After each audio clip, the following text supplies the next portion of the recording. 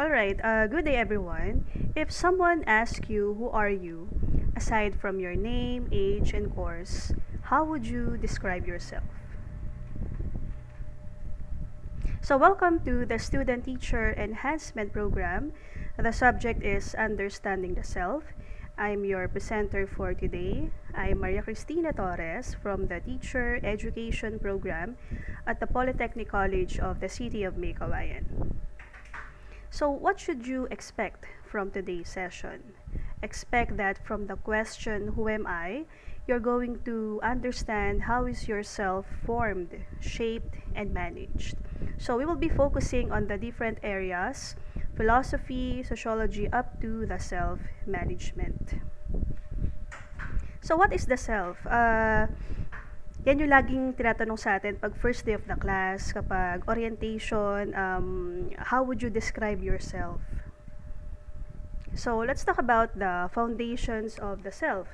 So, we have here the self, the personal identity, how you are going to process your thoughts, your feelings, experiences, relationship with other people, your society, different cultures, your choices when it comes to decision making, your behavior, and the continuous development.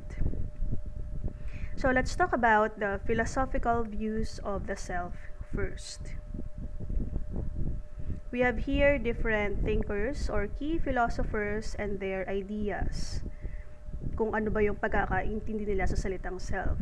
So we have here Socrates, Plato, Aristotle, Saint Augustine, René Descartes, John Locke, David Hume, Immanuel Kant, Gilbert Ryle, and Paul Churchland. So we will be discussing them one by one later on. So these are the different key ideas, so you are guided. So first, let's talk about Socrates versus Descartes. No? Socrates and Descartes.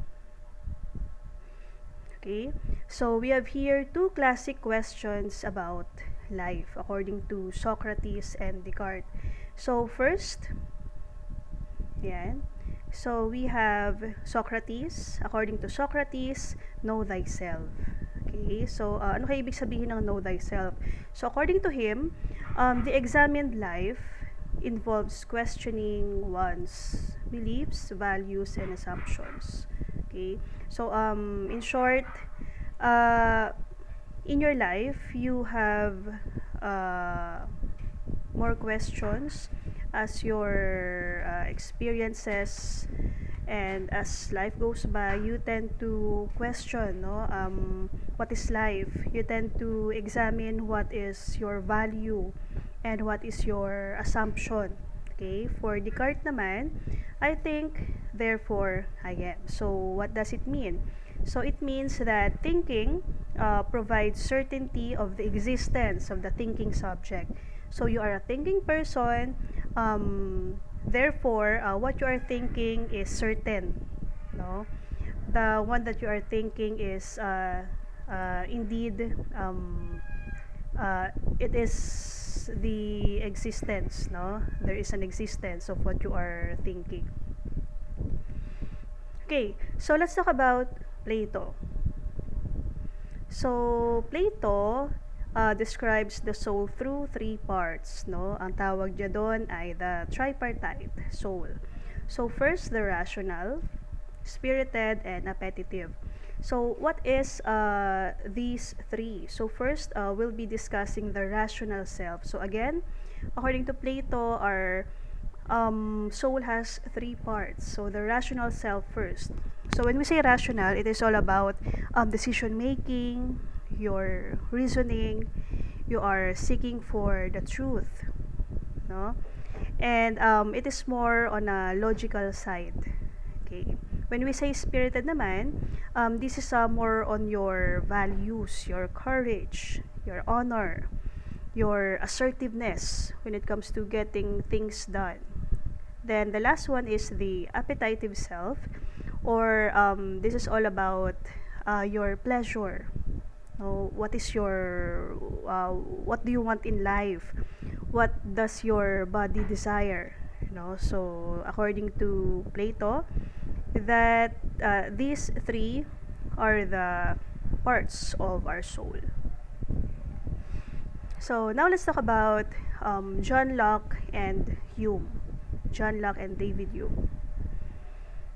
Yan. Okay, so according to John Locke, personal identity is associated with consciousness, particularly continuity of consciousness and memory. And David Hume naman, our self is not a single permanent substance discovered behind experience, but we encounter a bundle of perception. Okay, so that is according to Locke and David Hume. So, ano ibig sabihin itong dalawa? So, dito muna tayo kay John Locke. So, according to him, ayan, to Locke, no, we are conscious with the things around us, no, especially with the memory. For example, may naamoy kang pabango, no, tapos yung specific na pabango na yon ay naamoy mo, for example, sa isang special na tao, tapos may ibang gumamit nun, may dumaan, so maiisip mo na you associated that person to that person na gumamit ng pabango na yon, no, kasi it reminds you of a memory, no, you are conscious of that specific scent.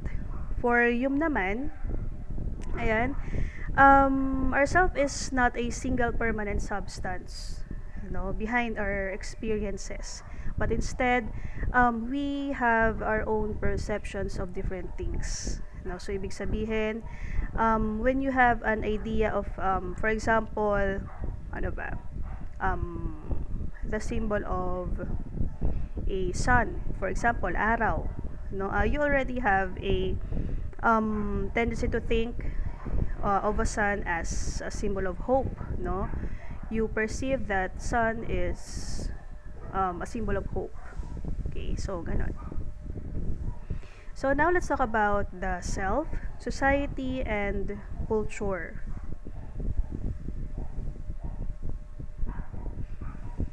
Ayan. So these are the different influencing factors kung paano naapektuhan yung isang tao. So first, of course, you have here the family.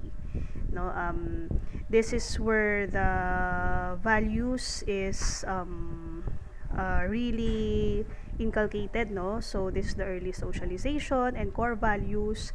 Then after nyan, kapag nag-start na yung isang tao na mag-aral, so there is this social skills na madadevelop sa kanya through his friends or classmates. The identity formation, yan, under siya ng peer groups. Sa school, ayan, paano naka-influence yung school sa isang tao. This is through the formal education, through the social interaction.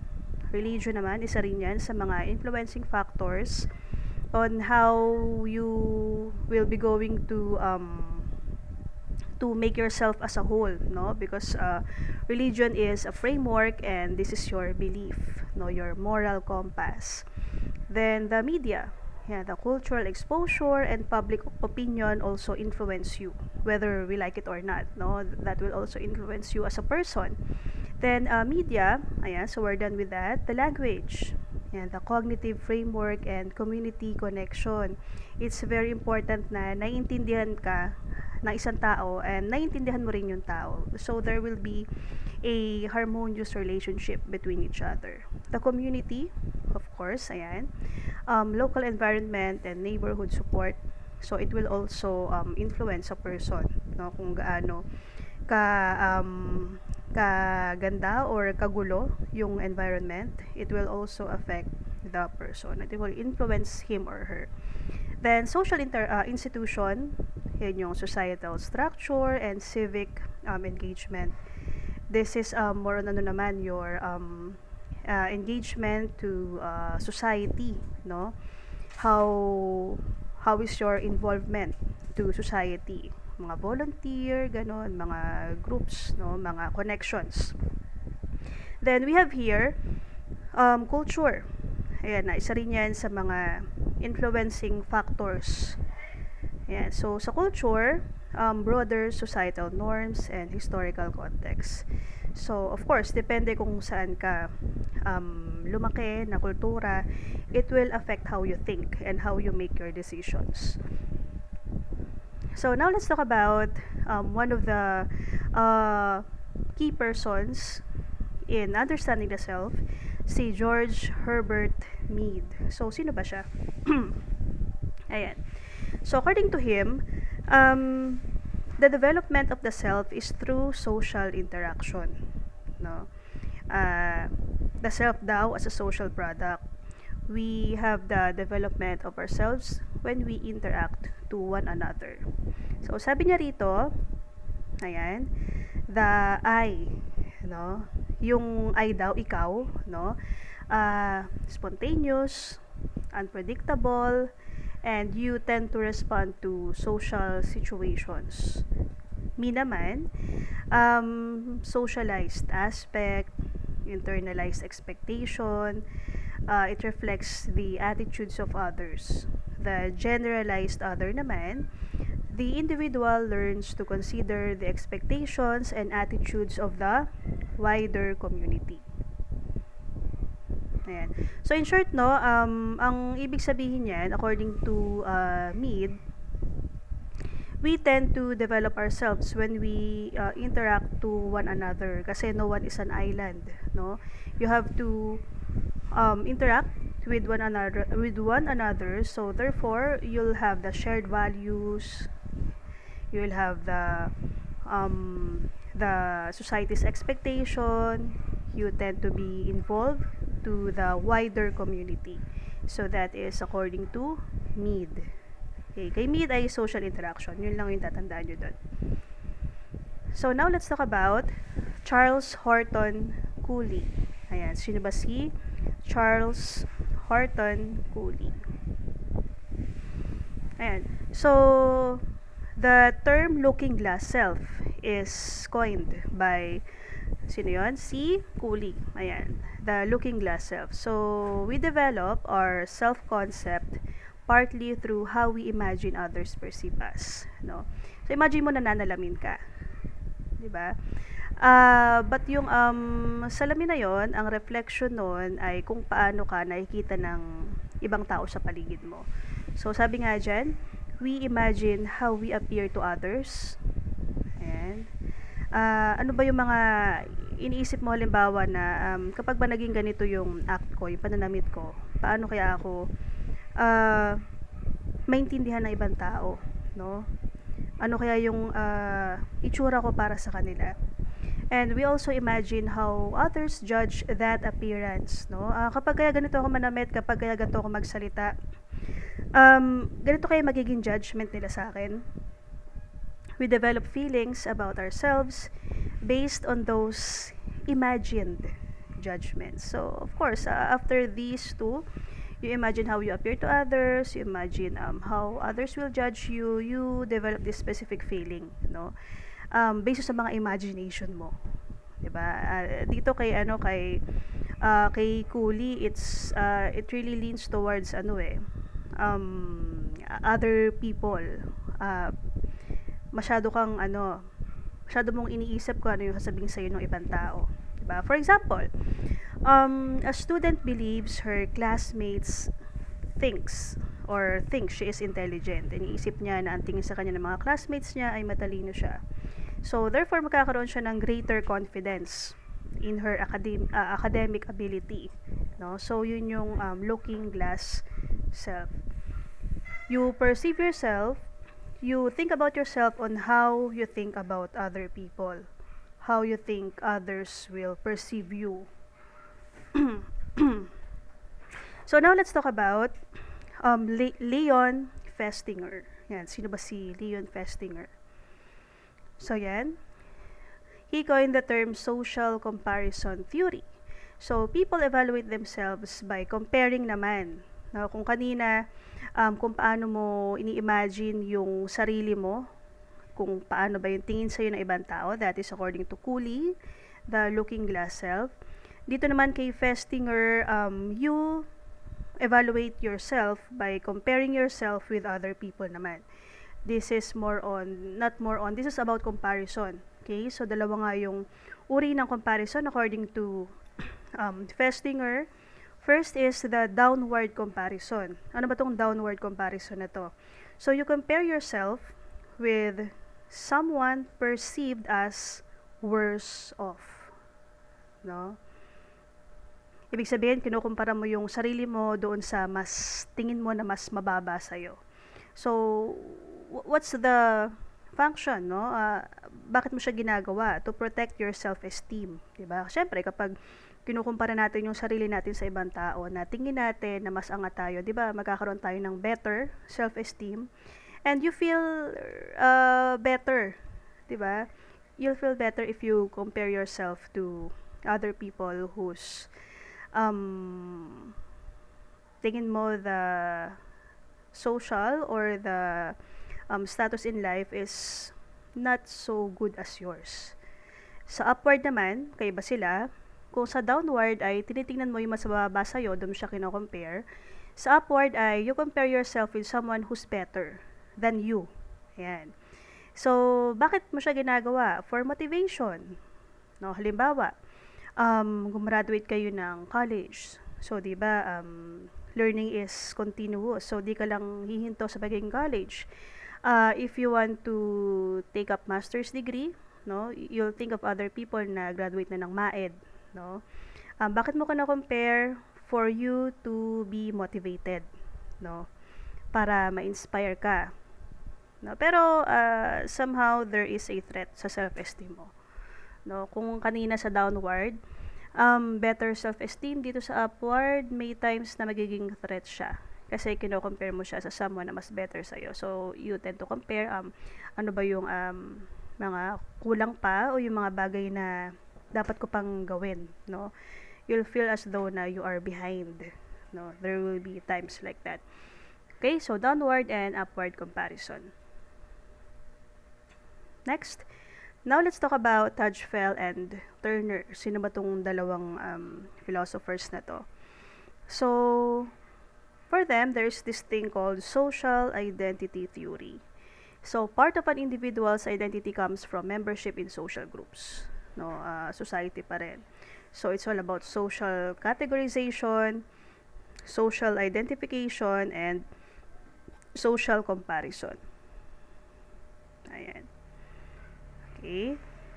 For example, I am a future teacher, no? I am a student, I belong to this organization, I am part of this community. Okay, so in short, we define part of ourselves through group membership.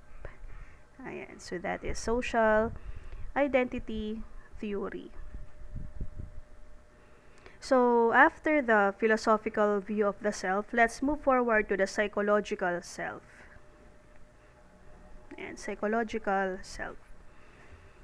Okay, so self as a cognitive construct. So, our selves now is shaped by how people perceive themselves, no? Interpret experiences, evaluate themselves, remember experiences, develop beliefs about their abilities. Okay? At yung mga important concepts sa psychological self. So, sa self-concept, when we say self-concept, this is how I perceive or describe myself. No? Paano ko ba describe yung sarili ko? What's my description? Kung sino ba ako? Then, self-esteem, how you evaluate or value yourself. Self-efficacy, the belief in one's capability to perform a specific task. Ayan. Ano to ha, wag kayong malilito dito sa tatlo na to. So, kapag sinabi nating self-concept, sino ko, no? For example, sa self-concept, I am a hard-working student. I'm a hard-working student. Sa self-esteem, how do you value yourself? So, since sa self-concept, tingin mo ay hard-working student ka, sa self-esteem, you feel proud. No? Mataas yung self-esteem mo, you feel proud kasi hard-working student ka. Sa self-efficacy naman, belief in one's capability, can I successfully perform this task? No, I believe I can teach this lesson effectively. Sa self-efficacy, since you think you are a hardworking student. So, yun yung pagkakaiba ng tatlo. So, sa self-concept, your identity. Sa self-esteem, your worth. And efficacy is your capability. So, yun lang yung keywords na tatandaan ninyo sa tatlong concepts na to. So, let's move forward to Carl Rogers. Ayan, according to him, Rogers, we have the real self versus the ideal self. Okay? So, dito sa real self, ayan, who you currently perceive yourself to be. Sino ba ako sa ngayon? Ano yung sino yung totoong ako sa ngayon? The ideal self, ayan, ano ba yung gusto kong sanang ako? Kung sa real self, kung sino ka talaga, ideal self, kung sino yung gusto mong maging. Sa congruence naman, when the real self and ideal self are reasonably aligned. So, we call that as congruence. Pag incongruence naman, when there is a significant discrepancy. Ayan. Okay? So, for example, I see myself as patient, but I constantly lose patience with learners. I want to become a calm and compassionate teacher. So, there is this gap between the real self and ideal self that represents incongruence. Ayan. Okay, kasi tingin mo sa sarili mo, patient ka. Pero minsan nawawalan ka ng pasensya sa mga estudyante mo. Pero at the end, gusto maging kalmado, compassionate na guro.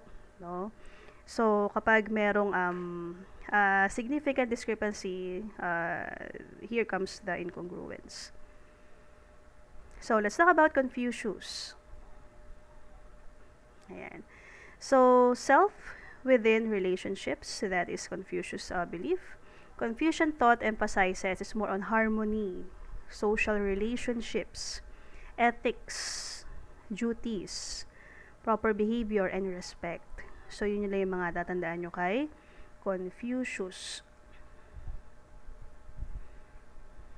Ayan. So, according to him, the individual's identity is interconnected with relationships and social roles. Ang pinaka keyword natin dito kay Confucius is harmony. Ethics, values. Okay? So, to Confucius then, example natin dito, a person understands being a good child, student, friend, and citizen partly through the responsibilities attached to those relationships. Okay? So, at the end, self is a rational self, but you have still to have a harmonious relationship with other people. Let's talk about now the physical and sexual self.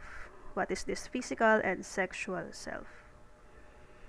Ayan. So, the biological dimension. Our physical self includes body, our appearance, physical development, biological characteristics, our health, and our body image. Yan. Pag sinabing body image, how an individual perceives and evaluates the body. Ayan. So, take note that the physical self is not equal to merely physical appearance. It also includes how a person experiences and understands his or her body. Okay? Material and economic self. Yan. So, according to William James, the material self includes things that a person experiences as belonging to the self. Example, yung body natin, yung pananamit, even our family, our home, the possessions. Ayan. Yan yung belief ni James. Sa modern application natin, the consumer culture, ayan, dyan natin makikita yan, can influence identity. Okay? So, for example, mahilig ka or you know a specific influencer na mahilig sa mga designer items, sometimes nagiging that is how they communicate to the other people or to the society na this is who I am. Mga mahilig sa Louis Vuitton, for example, mga ano pa ba? sa mga mamahalin. Pero minsan naman, if you are a person who's into simple clothing naman, that's how you perceive yourself in the society. Yan, through your clothing, mga gadget din, no? Bakit ba minsan yung mga Pilipino ay minsan kahit wala ng pera or kahit kapos gusto makabili ng iPhone, no? Napanood ko nga doon sa isa sa mga documentary na nagbenta siya ng ano yun? Ng kidney niya para makabili ng iPhone, no? A teenager na nagbenta ng kidney para makabili ng iPhone, 'di ba? So sometimes kasi other people, no? Ginagawa 'yon because that's how they want the society to see them, no? Someone who can afford, no? Not all the people naman. Ayan, mga brands, lifestyle, no? Possession. So, do possessions define identity or merely express part of our identity? So, now let's talk about the spiritual self. Ayan. So, it is all about meaning, values, transcendence. Ayan. Spiritual dimension may involve meaning, what's your belief, ano ba yung purpose mo sa buhay, your sense of connection, and the relationship with something greater than oneself. Ayan. So, that is spiritual dimension. The political self. Ayan. Political self involves the individual's relationship with government. Ayan. Citizenship, political institutions, rights, responsibilities, social issues, collective life. Who are you as a citizen? No? Who are you as a citizen? So ngayon, dito sa Pilipinas, masyadong hati yung mga paniniwala, especially when it comes to politics. But the thing is, even though we have our different views, no, even if we support this type of governance, we should always respect, no, respect. You can you can voice out your opinion, you can voice out your belief, but don't belittle others' belief, no. Still we should always practice respect, no, but still you are free, no. We are a democracy, no, nasa demokrasyang bansa tayo, but respect is still a must. So digital self tayo. Ayan. Sino ka online? Ayan, the digital self refers to how identity is presented, experienced in the digital environment. Sa ganito, no? So, real identity versus online presentation. Ayan. So, your online identity may be selective. Minsan, yung mga pinopost natin, yung mga story natin, ninonote, no? Selective, no? Sino ba yung tao na gusto mag-post na malungkot siya, no? Well, yung ibang tao siguro, but we Filipinos, no, tend to post something na papakita natin na masaya tayo, no, na we are really surviving in this life. Curated, ayan, identity that may be edited, context dependent, and different from offline presentation. So, hindi lahat na nakikita natin online ay yun talaga sila sa totoong buhay. Minsan, pililan talaga yung pinapakita nila. Ayan. Pero let's be very careful sa digital footprint. Ayan, because online actions can leave persistent traces. Yung mga posts, mga comments, likes, shares, profiles. Ganon. Diba si Maine Mendoza nga dati, yung Arjo Cutie, no? So, na-trace pa rin with the help of digital footprint na nakita pa rin siya. Especially you, future teachers, let's be very responsible netizens, no? Let's use our platform to spread kindness, no? To let our students know what how to act as a good citizen. Especially ngayon, naglabas ang DepEd na teachers should be very careful kung ano yung mga pinopost online. Ayan. So, let's be very responsible. And if things happen, be accountable for that. So, managing and caring for the self. Ayan. So, there are 3 practical areas. Learning to be a better learner, what's your goal, stress management. Ayan.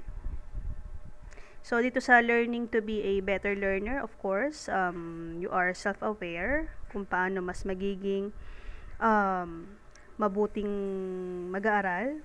Ayan. What are the different learning strategies na ginagawa ninyo as a student? What's your reflection? No, especially ngayon, you are already third-year students. Hopefully, yung mga natutuhan ninyo from first year up to now, ay madadala nyo kapag nasa classroom setting na talaga kayo. But, of course, hindi lahat maalala. Pero, you really have to be mindful sa mga kilos, no? Especially kapag nasa OJT na. Ayan, self-regulation. Ayan, especially time management, no? Importante on how to be a better learner. Sa goal setting, what's your goal? No? What's your plan? After graduation, no? Kahit ngayong third year kayo, no? Masyadong maraming gawain, pero how do you manage, no? Think of your goal. Paano ka nag-start? So, monitor, and you have to adjust. Really adjust. Stress management, of course, first and foremost, you have to recognize it. No? Hindi dapat siya pinagwawalang bahala. You have to assess how you'll be able to respond to things that you cannot control. You have to develop healthy coping strategies. Yan, okay lang mag-aral, pero enjoy. No? Yun naman yung pinaka-importante sa lahat. Nag-aaral tayo, pero at the same time, mahal natin yung ginagawa natin. And you have to maintain balance. Yan, pinaka-importante. Kaya ba natin yan? O yung balance. At the end of the day, kasi lagi may extreme, no? It's either pagod ka or hindi ka pagod, no? Pero the thing is, you have to balance things. You have to balance things. Okay? Because at the end, a teacher cannot effectively promote learner development without developing self-awareness and professional self-management. Mind you, we have to be always be self-aware and to really manage ourselves, especially when it comes to stress. Ayan, so remember the names. And again, si Socrates, self-knowledge, no? You should always ask questions and to really feed yourself with the knowledge that yourself really needs. Plato naman, rational, spirited, appetitive self. So, ayan, to Descartes, your thinking self.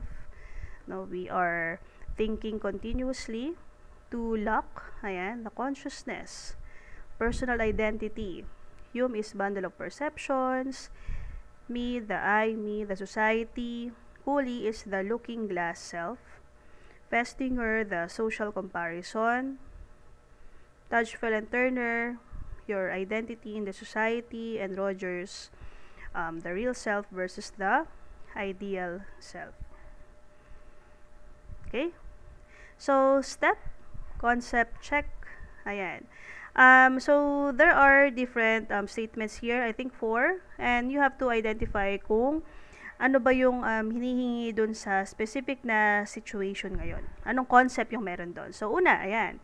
A student becomes more confident because she believes her classmates see her as competent. No? Ano kayang concept yan? 5, 4, 3, 2, 1. That is... Ayan, The Looking Glass Self by Cooley. Kasi 'di ba, according to Cooley, we tend to understand ourselves on how other people will see us, how other people perceives us. Okay? Itong situation number 2. A student compares her performance with the top student in class and becomes motivated to improve. Ayan, no? So may comparison, ano kaya 'yan? Anong concept 'yan? 5 4 3 2 1 yan ay ayan, the upward social comparison by Festinger. 'Di ba meron tayong downward tapos upward? Ayan, so sa upward, you compare yourself with someone who's better than you. Ayan. Who you think is better than you. Then, situation number 3, a learner says, I am a student, a daughter, and a future teacher. Ayan, ano kaya yan? No? Ako isang mag-aaral. Ako'y anak. At ako'y magiging isang guro sa hinaharap. Sagot yan ay, ayan, social identity by Tajfel and Turner. Then, last situation, a student believes she can successfully deliver a demonstration lesson. Niniwala siya na ma-deliver niya ng maayos, ng mahusay ang demo niya. Yan ay self-efficacy. No? Kasi naniniwala siya sa kanyang capability, self-efficacy. Okay, so don't confuse, ayan, it's very important to not confuse itong mga concepts na to. So, may correct distinction tayo dyan. For example, ayan, yung self-concept saka self-esteem, magkaiba siya. Kasi yung self-concept ay yung description, wherein esteem is the evaluation. Huwag ring i-confuse yung self-esteem sa self-efficacy. Kasi yung self-esteem is your worth, and efficacy is your capability. Tulad na sinabi ko kanina. Si Locke at si Hume, ayan, si Locke ay consciousness, si Hume ay more on perceptions, bundle of perceptions. Si Mead at si Cooley, ayan, si Mead, I, me, and generalized other, wherein si Cooley, looking, glass self. Cooley, looking, ayan, medyo magkaano sila. Parehas. Si Festinger versus Tajfel and Turner, ayan, si Festinger ay social comparison, wherein si Tajfel and Turner ay social identity naman. Ayan. Ayan. Copy tayo. Then, the real self and the ideal self. Yung real self, kung ano yung current, no? Sa kasalukuyan tingin mo sa sarili mo, kung paano mo pinaperceive yung sarili mo sa kasalukuyan. Ideal self, your desire, no? Kung ano ba yung talagang gusto mo mangyari sa sarili mo. Then we have the physical and material. Physical is your body. Yan, sa material naman your possessions.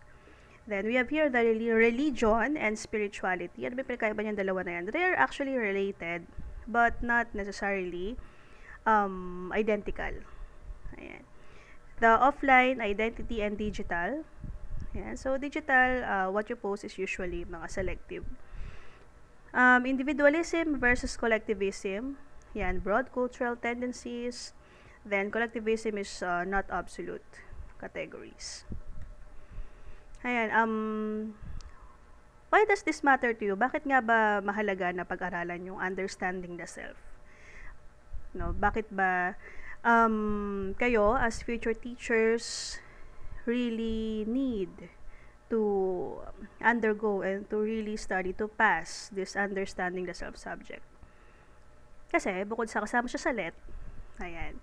So, who will you choose to be when you step into your own classroom? Kasi, ang akala natin minsan, tinuturuan lang natin yung mga estudyante natin kung paano ba nila maintindihan yung mga sarili nila. Kung paano nila ma-survive, no, yung buhay nila and to really communicate with other people. But, at the end of the day, it is also useful for you future teachers, no, for me, for us, to really embody, no, to embody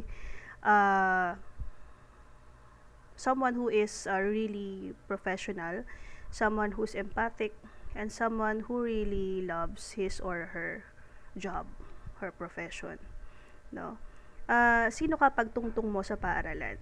Sino ka pagpasok mo sa silid-aralan, no? Ikaw ba yung guro na okay lang na magturo, no? Sumasahod naman ako eh. Diba? Or ikaw yung tipo ng guro that can really change your students' lives. You choose. Thank you and see you everyone. Thank you. Happy Thursday.